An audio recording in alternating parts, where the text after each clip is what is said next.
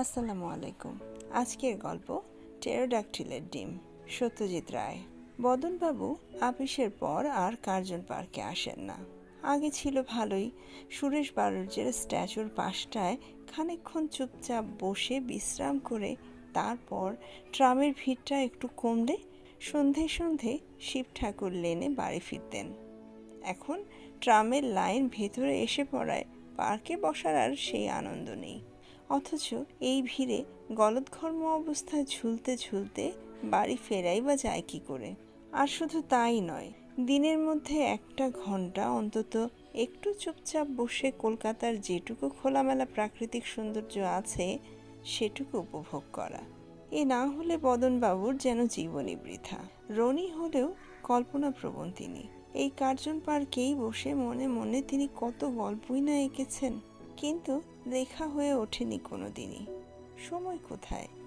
লিখলে হয়তো নাম টাম করতে পারতেন, এমন বিশ্বাস তার আছে। অবশ্যই গল্পগুলো যে সবসময় মাঠে মারা গেছে তা নয়। তার পঙ্গু ছেলে বিল্টু এখন বড় হয়েছে, 7 বছর বয়স তার। সে বিছানা ছেড়ে উঠতে পারে না। ফলে তার অনেকখানি সময় হয় মার কাছে না হয় বাবার কাছে গল্প শুনে কাটে। জানা গল্প, ছাপা গল্প, ভূতের গল্প, হাসির গল্প, দেশ বিদেশের রূপকথার গল্প, উপকথা, প্রায় সবই তার গত 3 বছরে শোনা হয়ে গেছে। কম করেও 1000 গল্প। ইদানিং বদনবাবু তাকে রোজ রাতে শোয়ার আগে একটি করে নতুন গল্প বানিয়ে বলছেন। এই গল্প তার কার্জন পার্কে বসেই বানানো, কিন্তু গত 1 মাসে এই নিয়মের ব্যতিক্রম ঘটেছে অনেকবার। যে কটি গল্প বলেছেন তাও যে তেমন জমেনি তা বিল্টুর মুখ দেখেই বোঝা গেছে। তা হবে নাই বা কেন? একে তো এমনিতেই আপিসের কাজের চাপ, তার উপরে বিশ্রামের জায়গাটির সঙ্গে চিন্তার সুযোগটিও যে লোপ পেয়েছে। কার্জন পার্ক ছাড়ার পর কদিন লাল দিঘির ধারটায় গিয়ে বসেছিলেন।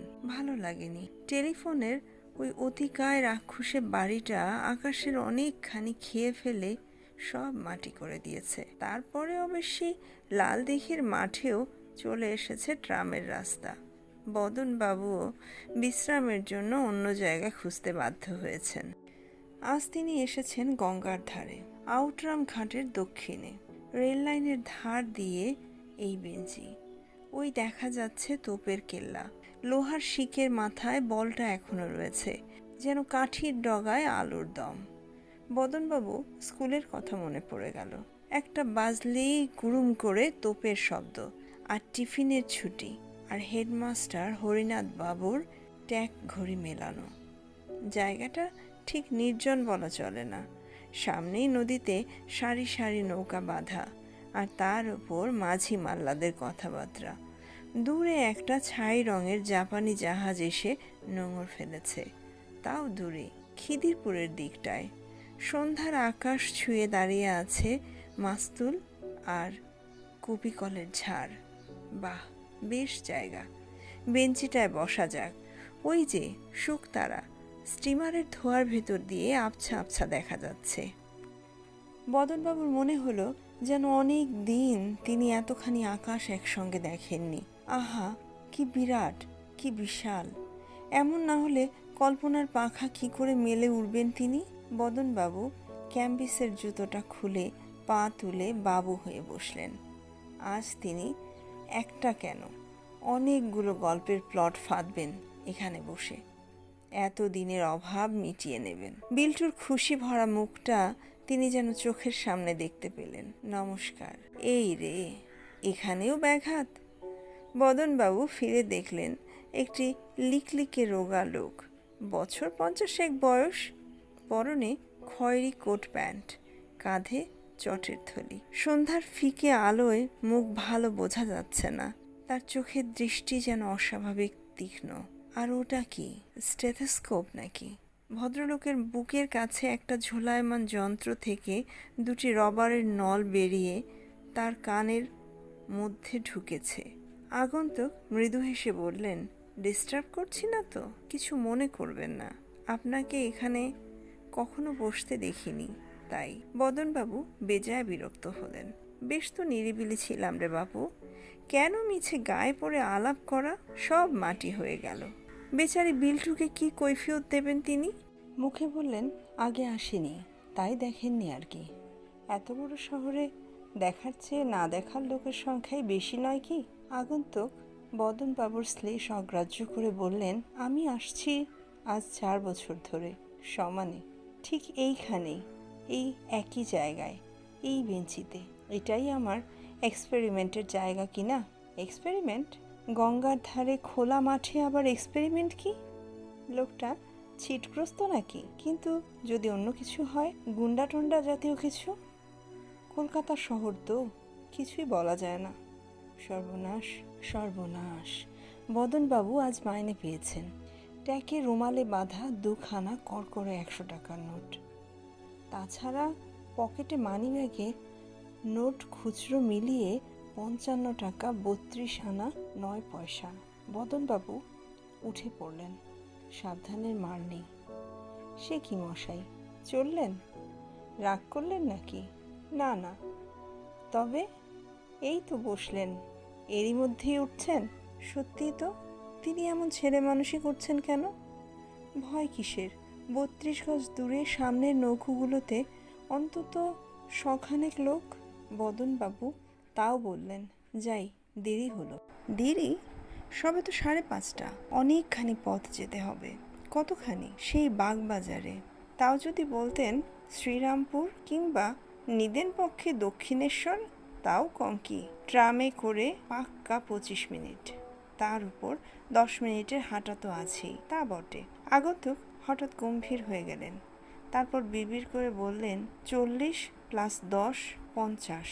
আমি আবার মিনিট ঘন্টার হিসেবটায় ঠিক অভ্যস্ত নই। আমাদের হচ্ছে, বসুন না, একটুখানি বসে যান। বদনবাবু বসলেন। আগন্তুকের গলার স্বর, তার চোখের চাহনির মধ্যে কি জানি একটা আছে, যার জন্য বদনবাবু তার অনুরোধ উপেক্ষা করতে পারলেন না।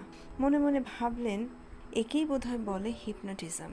আগন্তুক বললেন, আমি যাকে তাকে আমার পাশে বসতে বলি না। আপনাকে দেখে মনে হলো আপনি ভাবুক লোক।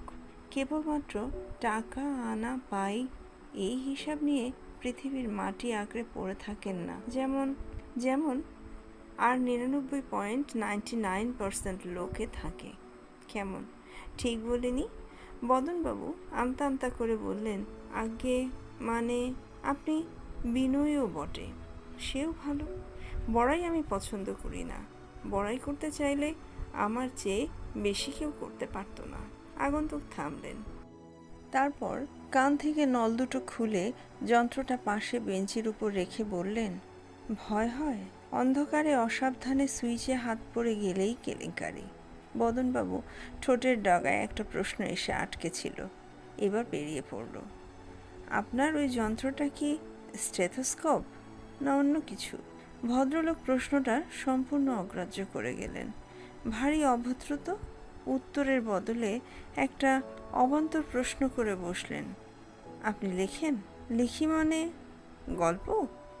গল্প হোক, প্রবন্ধ হোক, যাই থাক, ব্যাপারটা হচ্ছে ওই জিনিসটা আমার ঠিক আসে না। অথচ এসব কীর্তি, এত অভিজ্ঞতা, এত গবেষণা, এগুলো সব ভবিষ্যতের জন্য লিখে যেতে পারলে ভালো হতো। অভিজ্ঞতা, গবেষণা? লোকটা বলে কি?